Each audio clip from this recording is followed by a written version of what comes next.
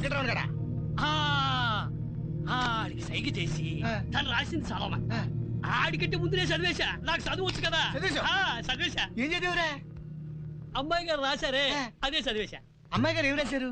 నన్ను చదవమన్నారే అదే రాశారు. ఇప్పుడు అలా కదరా, నేను చెప్పే జాగ్రత్తగా విను.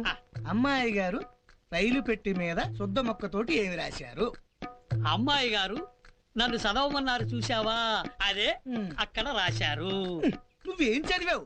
అమ్మాయి గారు రాసిందే చదివాను. అరే హౌలే దమాకుందారా బాయ్, అప్పని చెప్పేది నాకే సమజ్ గల ఆనకేం సమజ్ అయితరా?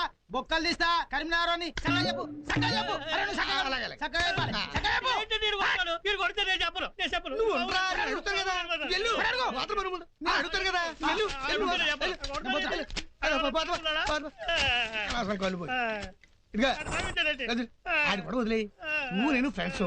నేను చెప్పేది నువ్వు జాతి నువ్వు. ఇప్పుడు చిన్నమ్మాయి గారు శుద్ధ మొక్కతోటి రైలు పెట్టి మీద ఏం రాశారు? నన్ను చదవమల్ల ఆడవాళ్ళు నువ్వు అడుగు. నువ్వు అడుగురా, నేను అడుగుతున్నా కదా.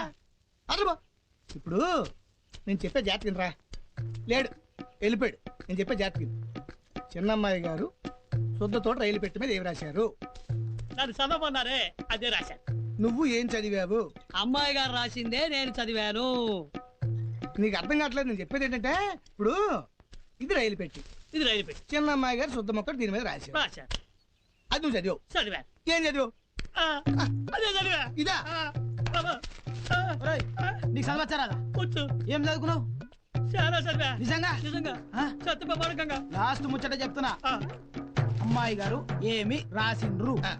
నన్ను చదవమన్నారే అదే రాశారు. ఇన్ని సమాచారం చెట్టు